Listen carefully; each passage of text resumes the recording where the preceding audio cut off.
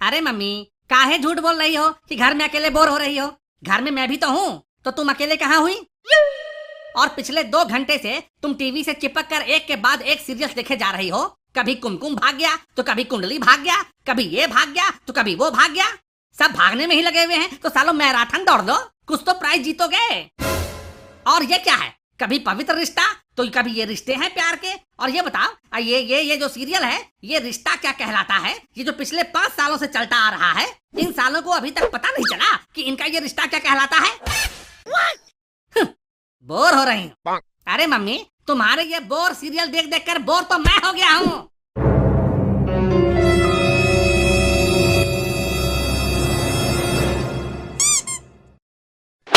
आगे भैया, काहे मारी? अरे मार क्यों रही हो?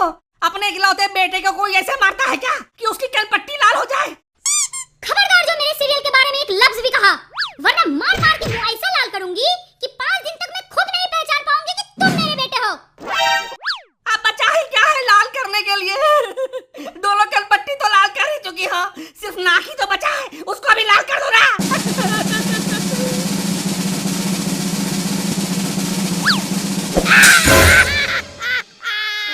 सारी मुसीबत की जड़ यही मोबाइल है। रुक जा, सारा दिन मोबाइल में घुसे रहते हो ना। ना माँ से बात करने की तमीज है, ना बाप से बात करने की तमीज है। रुक, आज इस मुसीबत को जिंदा ही नहीं छोड़ूंगी। ये ले, ये ले, ये ले। अरे, पापा का गुस्सा मोबाइल पर क्यों निकाल रही हो मम्मी? अरे वो मोबाइल है, पापा नहीं कि सॉरी बोलेगा। अरे छोड़ दो उसको ना, आज तो इसे खत्म कर ही दूंगी।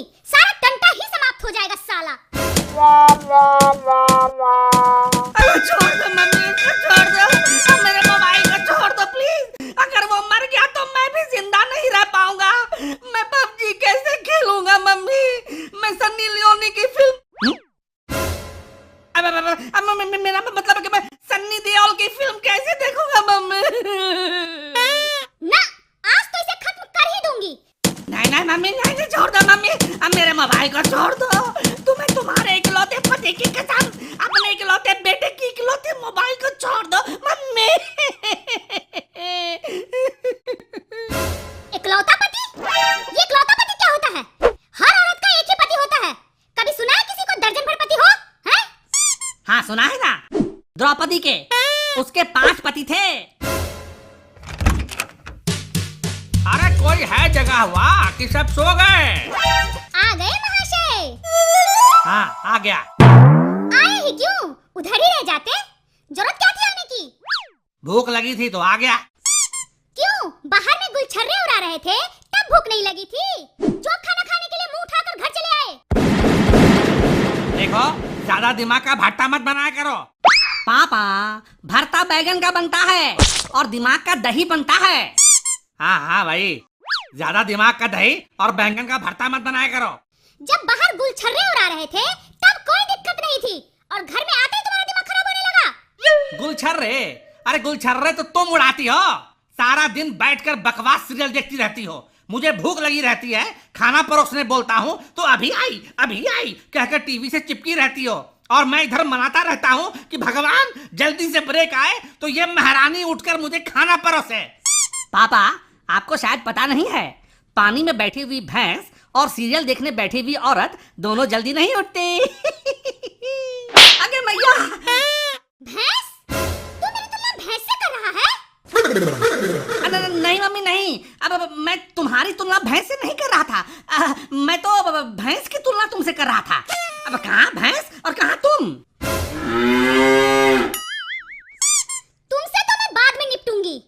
और तुम क्या बोल रहे थे कि मैं तुम्हें खाना नहीं देती हूँ और बकवास सीरियल देखती रहती हूँ? मैं सीरियल को बकवास क्यों कहूँगा? सीरियल तो अच्छे होते हैं, बकवास तो तुम करती हो। और तुम जो रात के 9 बजे तक बैठकर ताश खेलते रहते हो, वो तो तुम बहुत बड़ी समाज सेवा करते हो ना? हैं? ताश ही तो खेलता हूँ। मुझे तुम्हारा ताश खेलना बिल्कुल पसंद नहीं है। मैं ताश के पत्ते खेलूं या कुछ भी करूं, इसमें बनवारी लाल का क्या जा रहा है? बनवारी लाल? बनवारी लाल तो मेरे पिताजी का नाम है। हाँ भाई, कहने का मतलब है कि इसमें तुम्हारे बाप का क्या जा रहा है? भांग का नशा वशा करके आए हो क्या? दिमाग होश में तो है ना? सोच समझ के बोला करो। ये भांग का नशा नहीं है मम्मी, ये तो पड़ोस वाली पिंकी आंटी की आंखों का नशा है। मुझे पता था उसी चुड़ैल का साया पड़ा है इनके ऊपर। उस कलमुही की आंख में ही मिर्ची झोंक दूंगी, मिल जाए मुझे बस वो। मैंने उसका मुंह नोचकर उसे बंदरिया ना बना दिया तो कोई मेरा नाम बदल दे। बंदरिया मत कहो उसे, बहुत ही खूबसूरत है वो। अरे काहे की खूबसूरत है वो?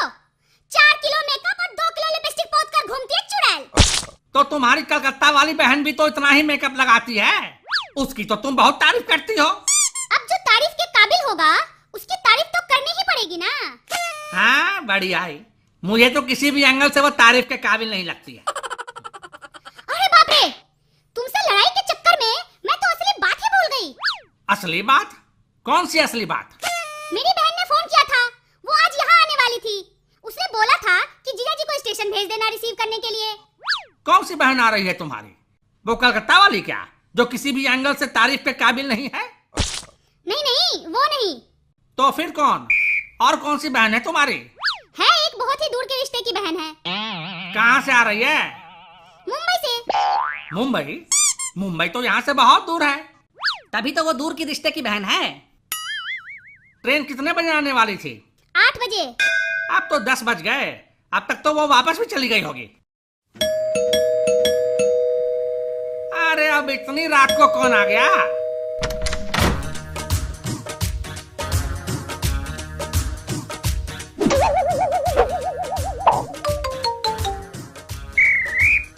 जी आप कौन?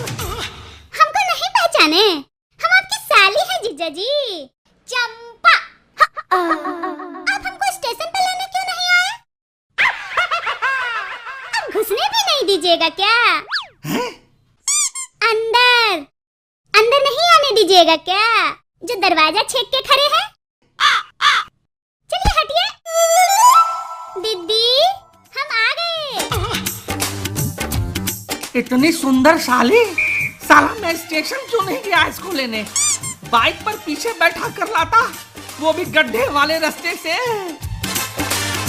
इतनी सुंदर साली से मिलने के बाद फिर मैंने क्या क्या किया, ये जानने के लिए इस सीरीज का अगला पार्ट जरूर देखना।